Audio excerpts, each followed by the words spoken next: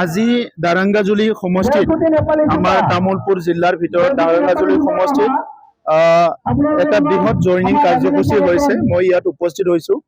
দাৰাংগাজুলিত আমাৰ কিছুমান দীঘলীয়া সময় সমাজত দায়িত্ব লৈ অহা ব্যক্তি যেনেকৈ বলৰাম বড়ো ডাঙৰীয়াৰ লগতে আমাৰ ত্যাগ বাহাদুৰ চেত্ৰী আৰু বিভিন্ন সিনিয়ৰ ব্যক্তিসকলে আমাৰ দলত যোগদান কৰিছে আৰু টোটেল 800 পৰা 1000 জন হ'ব একেলগে জইনিং কৰিছে। মই তেখেতসকলক আমাৰ দলত আদৰণি জনাইছো আৰু মই আশা ৰাখিছো যে এই জইনিং কাৰ্যসূচী আৰু ইয়াৰ পিছতে আৰু 1500-2000 জইনিং কাৰ্যসূচী আৰু আছে। দাৰাংগাজুলি সমষ্টিত আমাৰ দলটো অধিক শক্তিশালী হৈ আছে আৰু এই জইনিঙৰ পিছত আৰু শক্তিশালী হ'ব।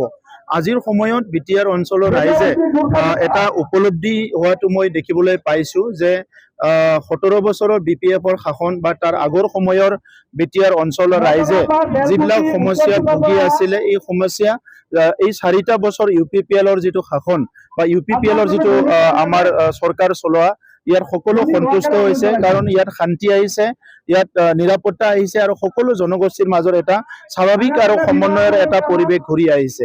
এই পৰিৱেশটো বহুত দিনৰ পৰা ৰাইজে অপেক্ষা কৰি আছিলে, সদায় প্ৰাৰ্থনা কৰি আছিলে যে বড়োলেণ্ড যিহেতু আমাৰ জন্মস্থান, ইয়াত এটা স্বাভাৱিক পৰিৱেশ ঘূৰি আহিব লাগে, ইয়াত সকলো যাতে শান্তি সম্প্ৰীতি নিৰাপত্তাৰ মাজত থাকিব লাগে। এই পৰিৱেশটো আজি ঘূৰি আহিছে আৰু বহুত লিডাৰ আহিছে গৈছে, বহুত নেতা আহিছে গৈছে, কিন্তু বিটিআৰ অঞ্চলৰ ৰাইজক যি শান্তি ঘূৰাই আনিব লাগে, যি নিৰাপত্তা দিব লাগে, সেই নিৰাপত্তাটো দিব পৰা নাছিলে। গতিকে আজি ময়ো আনন্দিত, ইয়াত 35 লাখ জনসাধাৰণে শান্তিত থাকিব পৰাটো দীঘলীয়া এটা অশান্তিৰ পিছত এইটো আমাৰ সকলোৰ কাৰণে ডাঙৰ এটা এচিভমেণ্ট। গতিকে আজি এই সময়ত মই বিটিআৰ অঞ্চলৰ ৰাইজক সকলোকে অনুৰোধ কৰিছো এই শান্তিটো চিৰস্থায়ী কৰিব লাগিব আৰু ইয়াৰ কাৰণে একত্ৰিত হৈ পেলাই যি শক্তিবিলাক ইয়াত শান্তি বিনষ্ট কৰে, যিসকলে অশান্তিৰ কাৰণে কাম কৰে, এই সকলক চিনাক্তকৰণ কৰি ৰাজনীতিক আৰু যিকোনো সামাজিক কাৰ্যকলাপৰ পৰা এই সকলক চিৰদিনৰ কাৰণে বিদায় দিব লাগিব।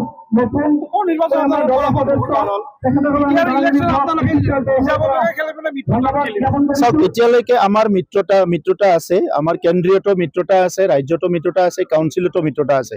গতিকে আমি আশা কৰিছো যে নেক্সট ইলেকশ্যনতো মিত্ৰতা থাকিব আৰু ইউপিপিএল হিচাপে আমি আমাৰ যিটো দলীয় যিটো কাৰ্যকলাপ এইটো আমি 40টা সমষ্টিত চলাই আছো, কাম কৰি আছো আৰু আমাৰ আগৰ নিচিনাকৈ নহয়, এতিয়া আমাৰ দলীয় কাৰ্যকৰ্তাবিলাক যথেষ্ট উৎসাহেৰে কাম কৰি আছে, এটা পজিটিভ চিন্তা লৈ পেলাই বিটিআৰ অঞ্চলত পৰিৱৰ্তনৰ স্বাৰ্থত, উন্নয়নৰ স্বাৰ্থত কাম কৰি আছে।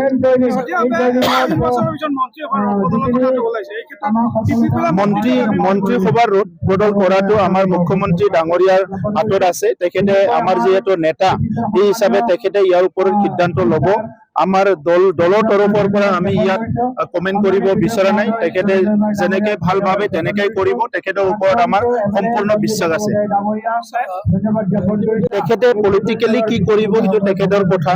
আমিতো বিচাৰো যে বিটিআৰ অঞ্চলত 35 লাখ জনসাধাৰণে শান্তি, নিৰাপত্তা আৰু উন্নয়ন পাব লাগে, সেইটোৱে বিচাৰো। কোন দলৰ নেতা ক'ত যায় ক'ত আহে সেইটো তাৰ ব্যক্তিগত সিদ্ধান্ত হ'ব। আমাৰ সিদ্ধান্ত হৈছে 35 লাখ মানুহ ভালকে থাকিব লাগে, বাছ। Thank you.